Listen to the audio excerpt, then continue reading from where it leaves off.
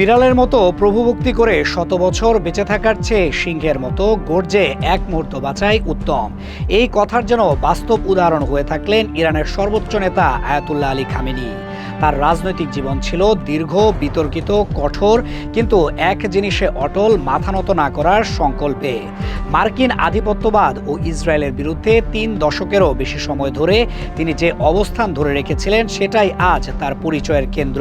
১৯৮৯ সালে সর্বোচ্চ নেতার দায়িত্ব নেওয়ার পর খামেনি হয়ে ওঠেন ইরানের ক্ষমতার প্রকৃত কেন্দ্র। প্রেসিডেন্টরা এসেছেন, গেছেন, সরকার বদলেছে, কিন্তু রাষ্ট্রের মৌলিক নীতি, নিরাপত্তা কাঠামো এবং কৌশলগত দিক নির্দেশনায় শেষ কথা ছিল তার। ইসলামী বিপ্লবের আদর্শকে রাষ্ট্রের ভিত্তি হিসেবে ধরে রেখে তিনি এমন এক রাজনৈতিক কাঠামো গড়ে তোলেন যেখানে আপোষের জায়গা সীমিত। পশ্চিমা নিষেধাজ্ঞা, অর্থনৈতিক অবরোধ, আন্তর্জাতিক চাপ, সবকিছুর মাঝেও তিনি একটাই বার্তা দিয়েছেন: ইরান মাথা নত করবে না। মার্কিন আধিপত্যবাদ ও ইসরায়েলের বিরুদ্ধে তার অবস্থান ছিল প্রকাশ্য এবং ধারাবাহিক।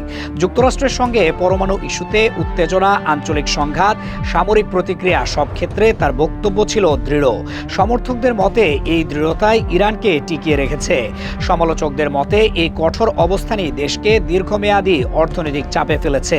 কিন্তু খামেনি কখনো নিজের অবস্থান থেকে সরে আসেননি। তার সময়ে ইরান ক্ষেপণাস্ত্র ও ড্রোন প্রযুক্তিতে বড় অগ্রগতি অর্জন করে। প্রতিরক্ষা সক্ষমতা বাড়ানো, আঞ্চলিক মিত্রদের সঙ্গে সম্পর্ক জোরদার করা এবং সামরিক আত্মনির্ভরতা গড়ে তোলার দিকে বিশেষ গুরুত্ব দেওয়া হয়। মধ্যপ্রাচ্যের শক্তির সমীকরণে ইরানকে একটি অনিবার্য ফ্যাক্টর হিসেবে প্রতিষ্ঠা করতে তার ভূমিকা অস্বীকার করার উপায় নেই। কাসেম সোলাইমানির মতো প্রভাবশালী সামরিক কমান্ডারদের মাধ্যমে আঞ্চলিক প্রভাব বিস্তারে ইরান সক্রিয় ছিল, আর সেই কৌশলের পেছনে ছিল খামেনির অনুমোদন। তবে তার শাসনামল ছিল কেবল শক্ত অবস্থানের গল্প নয়। অভ্যন্তরীণভাবে ইরান একাধিকবার সরকার বিরোধী বিক্ষোভ দেখেছে। অর্থনৈতিক সংকট, মুদ্রাস্ফীতি, বেকারত্ব, এসব ইস্যুতে সাধারণ মানুষের অসন্তোষ সামনে এসেছে। মানবাধিকার ও রাজনৈতিক স্বাধীনতা নিয়ে আন্তর্জাতিক মহলে সমালোচনা হয়েছে, কিন্তু তার দৃষ্টিতে রাষ্ট্রের নিরাপত্তা এবং আদর্শিক অবস্থান ছিল সর্বাগ্রে। তাই সংকট যতই গভীর হোক, তিনি কঠোরতার পথেই থেকেছেন। খামেনির ব্যক্তিগত জীবনও ছিল সংগ্রামের প্রতীক। ইসলামী বিপ্লবের সময় সক্রিয় অংশগ্রহণ, বারবার কারাবরণ, ১৯৮১ সালের বোমা হামলায় গুরুতর আহত হওয়া, এসব ঘটনা তার রাজনৈতিক চরিত্রকে গড়ে তুলেছে। হামলায় তার ডান হাত স্থায়ীভাবে ক্ষতিগ্রস্ত হলেও তিনি নেতৃত্ব ছাড়েননি, বরং সেই আঘাত যেন তার অটলতার প্রতীক হয়ে ওঠে।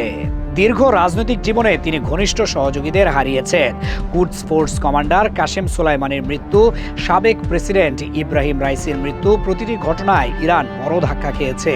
কিন্তু প্রতিবারই খামেনি রাষ্ট্রকে বার্তা দিয়েছেন পিছু হটার সুযোগ নেই, প্রতিরোধী পথ। আজ তার মৃত্যু ইরানের সামনে বড় প্রশ্ন রেখে গেছে: নেতৃত্বের উত্তরাধিকার কিভাবে নির্ধারিত হবে?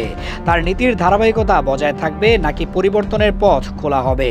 আঞ্চলিক উত্তেজনা কি বাড়বে নাকি নতুন কূটনৈতিক অধ্যায় শুরু হবে? এসব প্রশ্নের উত্তর এখনো অজানা।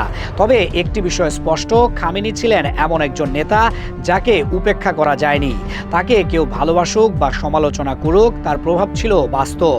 তিনি ছিলেন শক্ত, স্পষ্টভাষী এবং নিজের বিশ্বাসে অটল। অনেকের চোখে তিনি সিংহের মতো গর্জে ওঠা এক নেতা, যিনি ভয়কে রাজনীতির ভাষা হতে দেননি। ইতিহাস শেষ পর্যন্ত তাকে কি নামে ডাকবে তা সময়ই নির্ধারণ করবে। কিন্তু এটুকু নিশ্চিত, মধ্যপ্রাচ্যের গত ৩ দশকের বড় প্রতিটি ঘটনার সঙ্গে তার নাম জড়িয়ে থাকবে। তিনি শুধু একজন শাসক ছিলেন না, ছিলেন একটি সময়ের প্রতীক। তার বিদায়ের মধ্য দিয়ে সেই সময়ের এক বড় অধ্যায় শেষ হলো।